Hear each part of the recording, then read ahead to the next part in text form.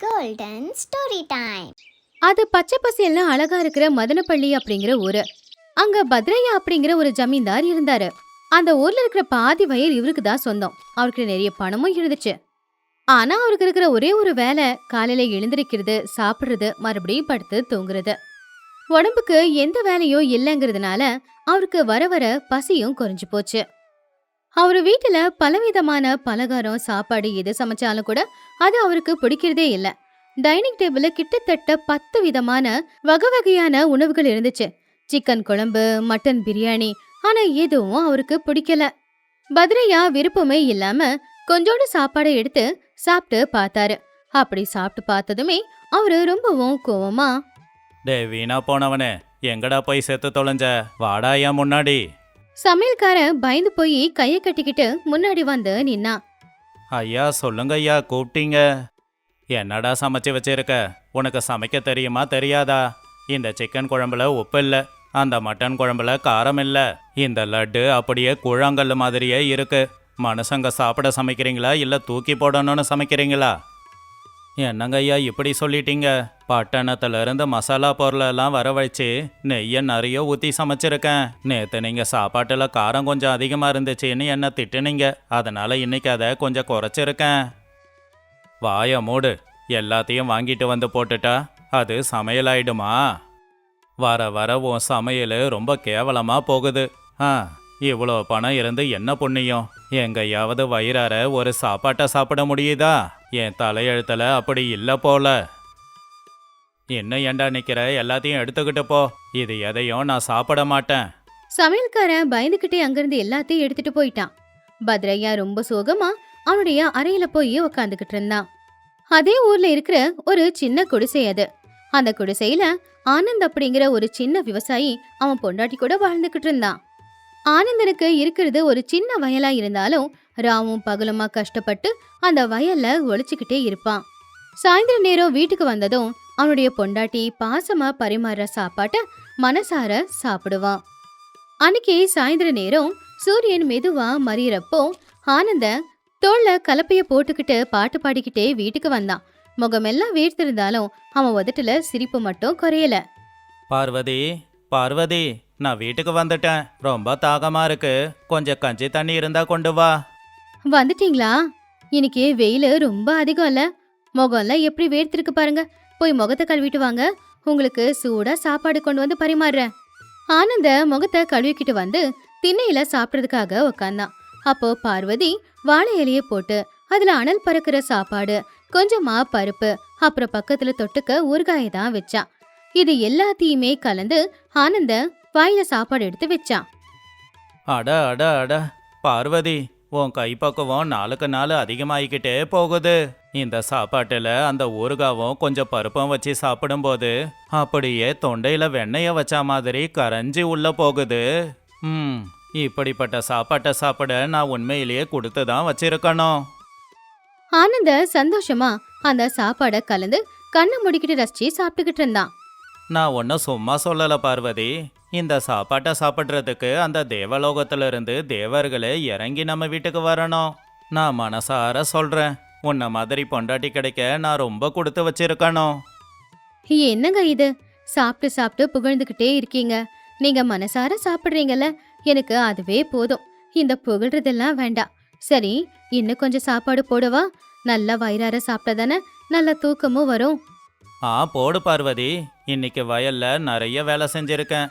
5 பேர் சாப்பாட்டை கொண்டு வந்து போட்டா கூட அத்தனையும் சாப்பிடுவேன். என் வயத்துல அவ்வளோ பசி இருக்கு. அப்படி சந்தோஷமா ஆனந்த சாப்பாடு சாப்பிட்டுக்கிட்டு இருந்தான். அந்த வீட்டுல சந்தோஷம் நிறைஞ்சு இருந்துச்சு. ஒரு நாள் பத்ரையா அவன் வீட்டு திண்ணையில ரொம்பவும் சோகமா உட்காந்துக்கிட்டு இருந்தான். அப்பதான் அந்த பக்கமா வயல்ல வேலையை முடிச்சுட்டு வாயில ஏதோ நாட்டுப்புற பாட்டை பாடிக்கிட்டு ஆனந்த தோல்ல அவனுடைய கலப்பைய போட்டுக்கிட்டு சந்தோஷமா வந்துகிட்டு இருந்தான். ஆனந்த அந்த அளவுக்கு சந்தோஷமா வந்துகிட்டு இருக்கிறத பார்க்கும்போது பத்ரையாவுக்கு ஆச்சரியமாவும் பொறாமையாவும் இருந்துச்சு. அங்க போறது அந்த ஆனந்தம் தானே? என்னடா இது, அவனுக்கு போட்டுக்க நல்ல துணி இல்ல, கையில பணம் இல்ல, ஆனா முகத்துல அவ்வளோ சந்தோஷம் இருக்கு.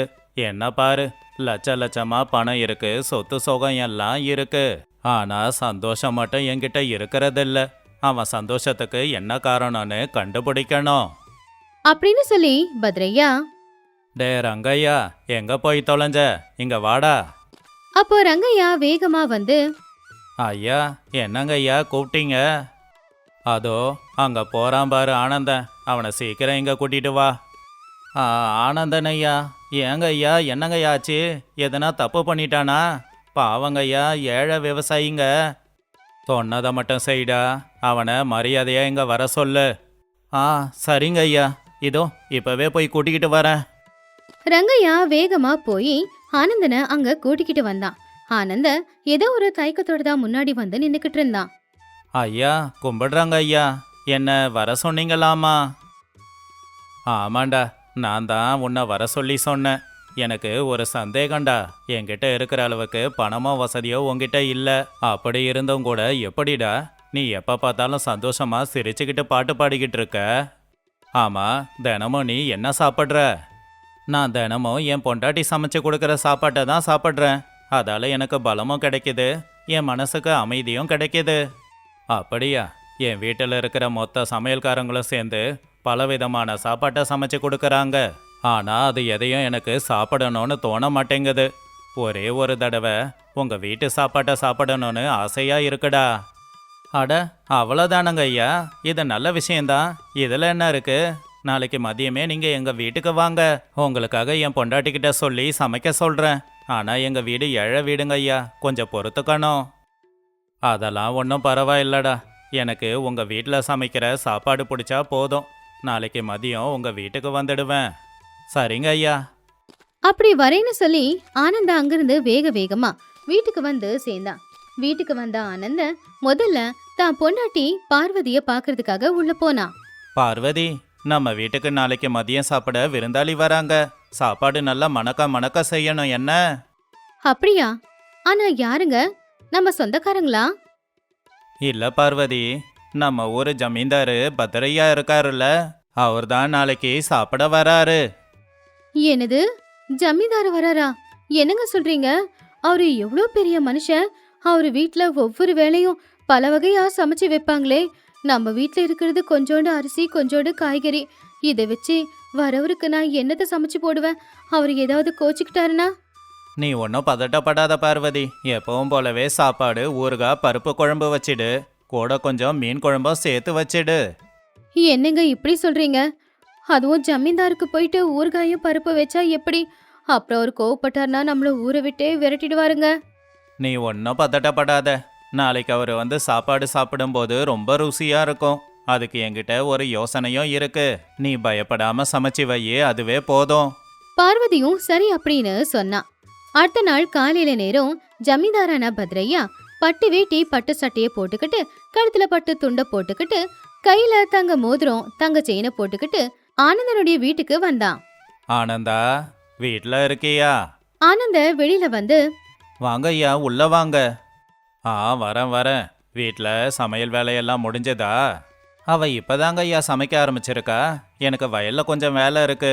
நீங்களும் என் கூட வயலுக்கு வந்தீங்கன்னா அப்படியே போயிட்டு மதியம் வீட்டுக்கு வந்து சாப்பிடலாம்.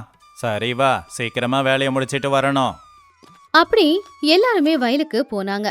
வயலுக்கு போனதும் ஆனந்த பத்ரையாவோட கையில ஒரு மண்வெட்டியை கொடுத்தான். அந்த மண்வெட்டியை பார்த்த உடனேயே பத்ரையா கோவமா, என்னடா என்ன வயல் வேலையை செய்ய சொல்ல போறியா? நான் இந்த ஊரோட ஜமீன்தாரு, இந்த ஊர்லயே பணக்காரன். நான் இதெல்லாம் செய்ய மாட்டேன். தப்பா எடுத்துக்காதீங்க ஐயா. இங்க வேலை செஞ்சுட்டு போனாதான் மதியம் சாப்பிட போற சாப்பாடு ரொம்ப சுவையா இருக்கும். அதுக்கு தான் உங்களை வேலை செய்ய சொல்றேன் அப்படின்னு சொல்லி ஆனந்த அங்கிருந்து போயிட்டான். பத்ரையாவோட மனசுக்குள்ள அந்த சாப்பாடு எப்படியாவது சாப்பிடணும் அப்படிங்கிற எண்ணம் இருந்துச்சு. அதனால வேற வழி இல்லாம அவனும் சரின்னு வயல்ல வேலை செய்ய ஆரம்பிச்சான். அன்னைக்கு மதிய நேரம் ஆச்சு. பத்ரையா என்னைக்குமே வயல்ல இறங்கி ஒரு நாளும் வேலை செஞ்சதே இல்ல. ஐயா, மாடுங்க அங்க இருக்கு. அதுங்க முதுகுல கலப்பைய கட்டி இந்த வயலை இது வரைக்கும் நீங்க உழுதுடுங்க. அப்புறமா வரப்ப வெட்டி வயலுக்கு தண்ணி வரா மாதிரி பண்ணிடுங்க. அப்புறம் வரப்போறமா இருக்கிற களச்செடிங்களை கையோட புடுங்கிடுங்க. அடப்பாவி, இவ்வளோ வேலையையும் நான் செய்யணுமா? அப்படின்னு சொல்லி கோவத்தோடவே மாடுங்களை வச்சு நிலத்தை உழ ஆரம்பிச்சான் பத்ரையா. அதுக்கப்புறமா வரப்பு வெட்டும் போது பாவம் அவனுக்கு இடுப்பு வலிச்சுது. அதே மாதிரி களிச்செடியை புடுங்கும் போது முதுகெல்லாம் வலிக்க ஆரம்பிச்சுது. பத்ரையா படுற கஷ்டத்தை பார்த்து ஆனந்தன் திரும்பி நின்று சிரிச்சுக்கிட்டு இருந்தான். அட கடவுளே, என் இடுப்பெலும்பு உடஞ்சி போச்சா என்ன? எனக்கு இப்படி வலிக்குதே. அடே ஆனந்தா, இது வரைக்கும் நான் இப்படி வேலை செஞ்சதில்ல. உடம்பெல்லாம் வலிக்குதுடா. அதுவும் இல்லாம என்னன்னு தெரியல, ரொம்ப பசிக்குது. இத்தனை நாளா இல்லாத பசி இப்ப எப்படி வந்துச்சு? வேலை முடிஞ்சதுங்க ஐயா, வாங்க இப்ப வீட்டுக்கு போய் சாப்பிடலாம். பத்ரையா ஆனந்தனுடைய வீட்டுக்கு வந்து கை கால் முகம் எல்லாத்தையும் கழுவிட்டு வந்து ஆனந்தனுடைய வீட்டு திண்ணையில உட்காந்துக்கிட்டு இருந்தான். பாவம், பசியும் அசதியுமே அவனுக்கு அதிகமா இருந்துச்சு. அப்பதான் பார்வதி பத்ரையாவுக்கு முன்னாடி ஒரு வாழை இலையை போட்டு அதுல கொஞ்சமா சுட சுட சாப்பாடு, பக்கத்திலேயே பருப்பு, ஊறுகாய், குடிக்க மோரு வச்சா. அப்படியே ஆத்துல இருந்து பிடிச்சுக்கிட்டு வந்த மீனை போட்டு இன்னைக்கு மணக்க மணக்க அவ மீன் குழம்பு செஞ்சிருந்தா. அந்த மீன் குழம்பு கூட நல்ல அனல் பறக்க இலைக்கு பக்கத்திலேயே இருந்துச்சு. என்னடா ஆனந்தா, ஏதோ விருந்து சாப்பாடு போட போறேன்னு சொன்ன. சாப்பாடு, பருப்பு, கொஞ்சம் ஊறுகாய், பக்கத்துல கொஞ்சம் மோரு. இது எங்க வீட்டுல தினமும் வேண்டான்னு தூக்கி போடுற சாப்பாடு. முதல்ல அதை எல்லாத்தையும் எடுத்து சாப்பிட்டு பாருங்க ஐயா, அப்புறம் தெரியும். பத்ரையாவும் சரி அப்படின்னு அவன் கோவத்தை எல்லாத்தையும் விட்டுட்டு அங்க இருக்கிற சாப்பாடு, பருப்பு, கொஞ்சம் ஊறுகாய் எல்லாத்தையும் சேர்ந்து கலந்து அப்படியே எடுத்து வாயில போட்டு மென்னு சாப்பிட ஆரம்பிச்சான்.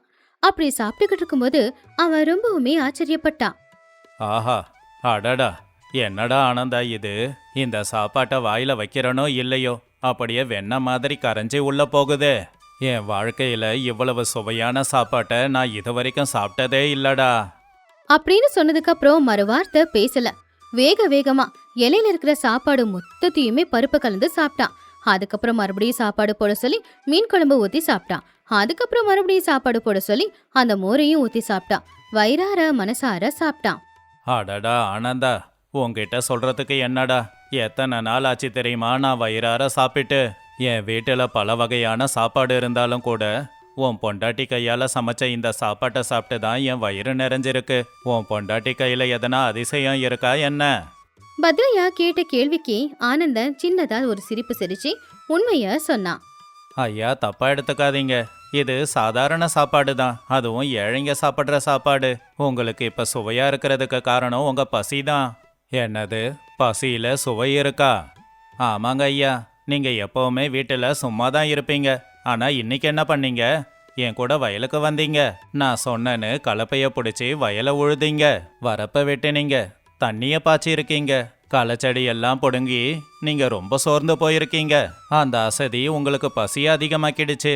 அந்த பசியோட வந்து சாப்பிடும்போது சாதாரண ஏழை வீட்டு சாப்பாடும் நல்லா தான் இருக்கும். நீங்க உங்க வீட்டுல இருக்கும்போது என்ன பண்றீங்க? எந்த வேலையும் பார்க்கறதில்ல, சும்மா தான் இருப்பீங்க. சும்மா இருக்கிறவங்களுக்கு பசியும் எடுக்காது. என்னதான் பல வகையான உணவு இருந்தாலும் அது ருசிக்கவும் ருசிக்காது. அப்படின்னு ஆனந்த சொல்லி முடிச்சானோ இல்லையோ, அவன் சொன்ன ஒவ்வொரு வார்த்தையும் பத்ரையாவோட மனசுக்குள்ள அம்பு பாய்ச்சின மாதிரி இருந்துச்சு. ஆனந்தா, நீ ஏழையா இருக்கலாம், ஆனா அறிவுல நீ எல்லார விடவும் பணக்காரன். நான் பண்ண தப்பு என்னன்னு இன்னைக்கு நீ புரிய வச்சிட்ட. உடல் உழைப்பு இல்லைங்கிறதால தான் என் உடம்பும் வீங்குது, எனக்கு பசியும் எடுக்க மாட்டேங்குது. இந்த வாழ்க்கை பாடத்தை நீ இன்னைக்கு சொல்லி கொடுத்துருக்க. இன்னைக்கு நீ போட்டியே இது சாப்பாடு இல்லடா, என் வாழ்க்கைய மாத்தன அமிர்தண்டா இது. அப்படின்னு பத்ரையா சொன்னதுக்கு சந்தோஷங்கய்யா, நீங்க எப்பவுமே ஆரோக்கியமா இருக்கணும்னா கஷ்டப்பட்டு உழைக்கணும் அப்படின்னு சொன்னா ஆனந்தன். அன்னையிலிருந்து ஜமீன்தார் அவருடைய சோம்பேறித்தனத்தை முழுசா விட்டுட்டாரு. காலையில ஆனதும் எழுந்திருச்சு நடக்கிறது, அவருடைய வேலையை அவரே செஞ்சுக்கிறது, வயலுக்கு வந்து வேலைக்காரங்களுக்கு உதவி செய்யறது, இப்படி எல்லா வேலையும் செய்யறதுனால அவருக்கு உடல் உழைப்பு இருந்துச்சு, அசதியாவும் இருந்துச்சு, கூடவே நிறைய பசியும் எடுத்துச்சு. இப்போ சமையல்காரன் என்ன சமைச்சு போட்டாலும் அவர் அதை ரசிச்சு ருசிச்சு சாப்பிட்டுக்கிட்டு இருந்தாரு. ஏன்னா அவரு உழைக்கிறதுனால அவருக்கு சாப்பாடு ருசியா இருக்கு. இந்த கதையில இருக்கிற நீதி, கஷ்டப்பட்டு உழைச்சி அதுக்கப்புறமா பசி எடுத்து சாப்பிடும்போது அந்த சாப்பாட்டோட சுவை அதிகமா இருக்கும். எப்படி மாசம் முழுக்க கஷ்டப்பட்டு கடைசியில அந்த கையில அந்த கஷ்டப்பட்டதுக்கான கூலி பணத்தை பார்த்த உடனே நம்மளுடைய கஷ்டமெல்லாம் போகி சந்தோஷம் நமக்கு வருமோ அப்படி.